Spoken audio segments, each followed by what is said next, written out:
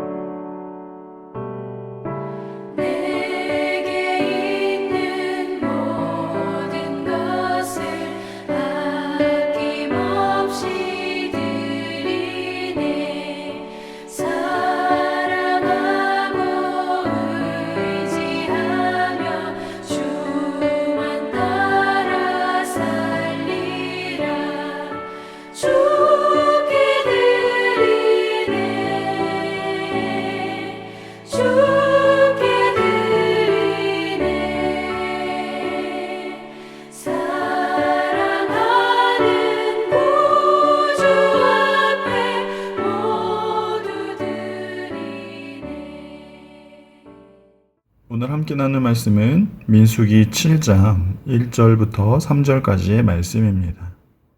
제7장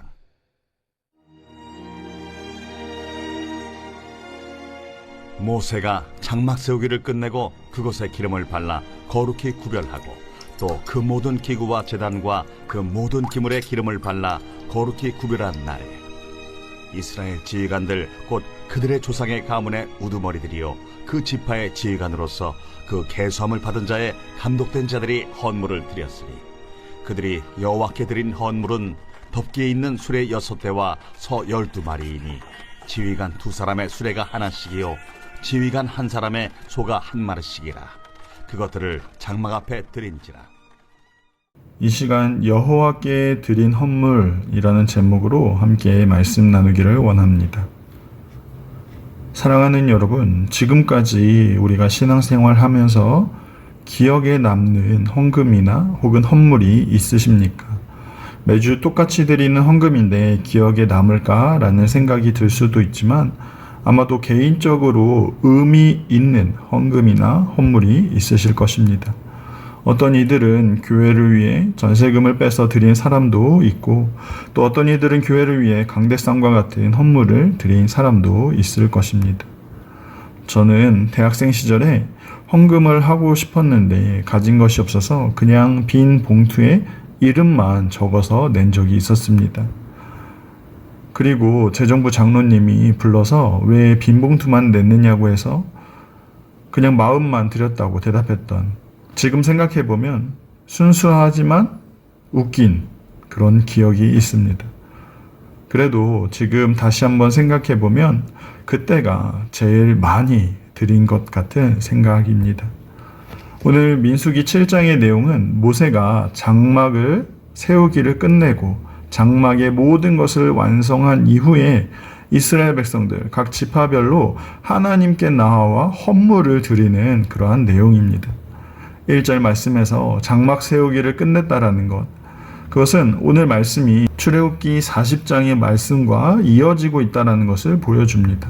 출애굽기 40장에서 하나님은 이스라엘 백성들 가운데 그 성막 안에 내가 거기 거하겠노라고 약속하셨고 이스라엘 백성들은 그 약속에 감사한 마음을 담아 예물을 드리며 이 성막 봉헌을 하는 모습입니다. 그렇다면 오늘 말씀을 통해서 우리가 헌금이나 헌물을 드릴 때 과연 어떠한 마음으로 드려야 하는지 함께 살펴보길 원합니다. 이스라엘 백성들은 지금 성막 봉헌, 성막의 모든 것을 다 완성한 이후에 이 성막을 하나님께 올려드리는 예식을 하고 있습니다. 이 성막 봉헌을 위해서 예물을 드리고 있는데 이 예물들은 이스라엘의 지휘관들, 각 지파의 두령들이 드립니다. 그리고 여기서 예물이라고 표현된 단어가 바로 고르반입니다. 여러분, 고르반 하면 생각나는 것이 무엇입니까? 이후에 신약시대에 유대인들이 부모 공경이라는 이유로 늙은 노부모를 하나님께 드리는 그러한 고르반 제도가 있었습니다. 이것은 사실 하나님께 드리는 것이 아니라 자기 유익을 위해서 율법을 악이용하는 모습인 것이죠. 이 고르반이라는 단어가 사실은 민수기에서 이스라엘 백성들이 여호와께 드린 헌물을 뜻하는 것입니다. 이 고르반은 하나님의 임재하심, 하나님의 함께하심에 대한 감사한 마음을 담아 하나님께 드리는 것이죠. 이처럼 헌물과 헌금의 가장 중요한 모습은 바로 하나님께 드리는 것입니다. 그 마음에 감사한 마음을 담아 하나님께 드리는 것이죠. 여러분, 이들이 드린 헌물의 내용이 무엇입니까? 또 12절 이하에 보시면 첫째 날에 헌물을 드린 자는 유다 지파 암미나답의 아들 나소온이 드립니다. 그의 헌물은 성소세겔로 130세겔 무게 은반 하나, 70세겔 무게 은발이 하나, 소재물로 기름 섞은 고운 가루를 채운 2그릇, 그리고 13개의 무게의 금그릇 하나, 향으로 가득 채워서 하나님께 드려야 했습니다. 번제물로는 숫송아지 1마리, 순양 1마리, 1년 된 어린 양 순양 1마리, 또한 속죄제물로는 순염소 1마리와 화목제물로 소 2마리와 순양 5마리와 순염소 5마리와 1년 된 어린 순양 5마리, 이것을 드려야 했던 것이죠. 이렇게 각 지파별로 하루하루씩 12일 동안 최선을 다해 하나님께 헌물을 드려야 했습니다. 84절의 말씀처럼 각 지파가 드린 총 은의 무게는 2400세겔이고 지금 시세로 환산해 본다면 약 1억 정도의 값어치가 있는 것이죠. 또한 총 금의 무게는 120세겔, 약 3억 3천만 원 정도의 값어치가 되는 것 같습니다. 뿐만 아니라 드리는 숫송아지나 순양, 엄청난 많은 재물의 동물들을 드려야 했던 것이죠. 여러분, 정말 어마어마한 양의 헌물을 하나님께 드린 것이고 지금 각 지파는 자신이 할 수 있는 최선을 다해 하나님께 드리고 있는 것입니다. 사랑하는 성도 여러분, 이러한 모습처럼 헌금은 그리고 헌물은 최고이신 하나님께 우리의 최선을 드리는 모습입니다. 자신이 드릴 수 있는 최선을 다할 때 하나님은 그 모습을 기뻐 받으신다 말씀합니다. 민수기에서는 이렇게 각 지파별로 엄청난 양의 헌물을 드렸을 때 하나님은 그것을 받으시고 기뻐하셨습니다. 그런데 우리가 잊지 말아야 할 것은 신약에서는 어떻습니까? 우리는 두렙돈을 드린 한 여인의 이야기를 잘 알고 있습니다. 이 여인은 자신이 가진 최선을 하나님께 드렸습니다. 분명히 두렙돈, 이 동전 2개만 드리면 그 헌금 바구니에서 2개의 동전 소리만 날 것이기 때문에 너무나 부끄러울 것입니다. 그럼에도 이 여인은 자신이 가진 모든 것이기에 그 모든 것을 드렸고, 이런 모습에 대해서 예수님은 여기 있는 그 누구보다도 가장 많이 드렸다라고 칭찬해 주셨습니다. 사랑하는 여러분, 무슨 의미입니까? 하나님 앞에서 최선을 다하고 마음을 다한 예물이 하나님 앞에서는 가장 최고의 예물이라는 사실입니다. 하나님은 민수기에서 어마어마한 양의 헌물을 드릴 때도 기뻐하셨지만 두렙돈을 드린 여인의 모습도 분명 기뻐하셨다라는 것이죠. 이처럼 하나님은 우리의 중심, 우리의 마음을 살피시는 하나님이십니다. 그렇기 때문에 우리가 많이 드렸다고 으쓱거리는 것이 아니라, 적게 드렸다고 부끄러워하는 것이 아니라 우리의 마음의 중심, 최선을 다해 드린 것, 그것을 하나님이 기쁘게 받아주실 줄 믿는 믿음으로, 그 믿음으로 드리는 그런 모습이 우리에게 필요한 것입니다. 날마다 하나님이 기쁘게 받으시는 헌물, 우리의 삶을 통해 최고이신 하나님께 최선을 드리는 그런 우리의 모습 다 되기를 간절히 소망합니다. 뿐만 아니라 여러분, 민수기 7장은 89절까지 기록이 되어 있습니다. 그래서 시편 119편 다음으로 두 번째로 성경에서 가장 긴 내용이 담겨 있는 말씀이죠. 그 중에 12절부터 83절까지는 똑같은 말이 12번이나 반복이 되고 있습니다. 이렇게 같은 말을 줄이지 않고 다 하나씩 하나씩 기록한 이유가 무엇일까요? 첫째 날 유다 자손이 드린 예물부터 12째 날 납달리 자손이 드린 예물까지 누가 드렸는지만 바뀌고 그 내용은 하나도 틀리지 않고 반복해서 기록하고 있습니다. 여러분, 그 이유가 무엇입니까? 우리가 어제 나누었던 민수기 6장에서 자신을 하나님께 드린 사람, 그 나시린에 대한 이야기가 나오고 이어서 하나님의 복에 대한 내용이 나왔습니다.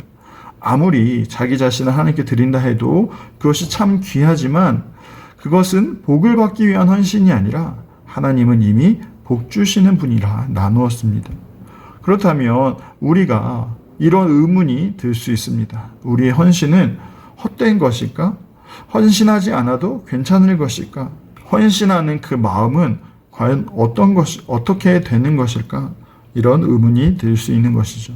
그래서 하나님은 오늘 민수기 7장을 통해서 이스라엘 지파가 드린 최고의 헌신에 대해서 각 지파별로 세세하게 다 기록하고 있는 것이고, 이러한 기록을 통해서 하나님이 그 헌신과 수고와 노력을 다 알고 계신다라는 사실을 보여주며 우리를 위로하고 계시는 것입니다.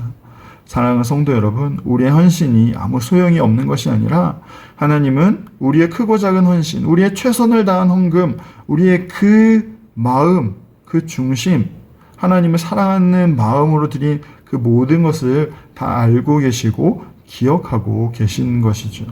다만 우리가 하나님의 복을 받기 위해서, 복을 얻어내기 위해서 하는 헌신이 아니라 구원의 감격으로, 하나님의 복 주심에 대한 감격으로, 하나님을 사랑하는 마음으로 드리는 그 헌신과 그 마음을 하나님이 기뻐 받으신다라는 사실입니다. 그리고 이렇게 드릴 때, 우리의 최선을 하나님께 드릴 때 하나님이 주시는 위로가 무엇입니까?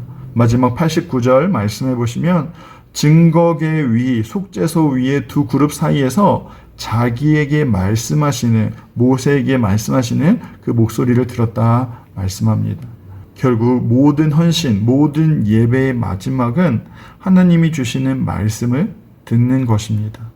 더 많이 드리고 최선을 다해 드리는 것도 당연히 중요하지만 그 드림 이후에 하나님이 주시는 말씀을 듣고 그 말씀을 통해 우리가 다시 한번 위로를 얻는 것, 새 힘을 얻는 것이 중요하다라는 것이죠. 우리가 드리는 것으로만 끝이 난다면 아마 우리 마음속에는 드린 것에 대한 자만심이 생길 수도 있고 무엇인가를 해드렸다라는 자기 만족에 빠질 수도 있습니다. 그렇기 때문에 우리는 하나님께 최선을 다해 드리고 그리고 응답하시고 또 우리에게 말씀해 주시는 그 하나님을 만나야 하는 것입니다. 그렇게 될 때 우리는 이렇게 드린 것도 내 것을 드린 것이 아니라 하나님이 나에게 맡겨주셨다라는 그 청지기의 마음을 계속 붙들 수가 있는 것입니다. 사랑하는 성도 여러분, 하나님은 우리의 최선을 다하는 그 마음과 헌신을 결코 잊으시는 분이 아니십니다. 분명히 기억하고 계시고 우리에게 위로를 주십니다. 하지만 우리가 드린 후에도 잊지 말아야 할 것은 하나님께서 우리를 향해 그 얼굴을 드사 우리에게 말씀하고 계신다라는 사실이죠. 하나님은 먼저 우리에게 은혜를 주셔서 우리를 헌신의 자리로 부르시고 그 헌신은 다시 우리를 하나님의 말씀 앞으로 서게 하는 것입니다. 그렇게 하나님의 나라는 세워져 가는 것이죠. 오늘 하루도 우리에게 먼저 은혜 주시고 다시 은혜의 자리, 말씀의 자리로 부르시는 그 하나님을 기억하시면서 최고의 하나님께 우리의 최선을 다해 드리는 저와 여러분 다 되시기를 간절히 소망합니다. 기도하겠습니다. 사랑하는 하나님, 우리에게 먼저 베풀어 주신 은혜가 얼마나 크고 귀한지 그 은혜에 감사를 드립니다. 그 은혜에 감사하여 우리의 최선을 하나님 앞에 드립니다. 물질로, 시간으로, 봉사로, 우리의 삶으로 드리는 이 모든 것들을 받아 주옵소서. 최고이신 하나님 앞에 최선을 다해 드리게 하시고 드린 이후에도 하나님의 말씀으로 우리를 다시 채워 주옵소서. 우리가 드릴 때마다 하나님을 사랑하는 마음이 더욱 깊어져 가는 주의 자녀 다 되게 하여 주옵소서.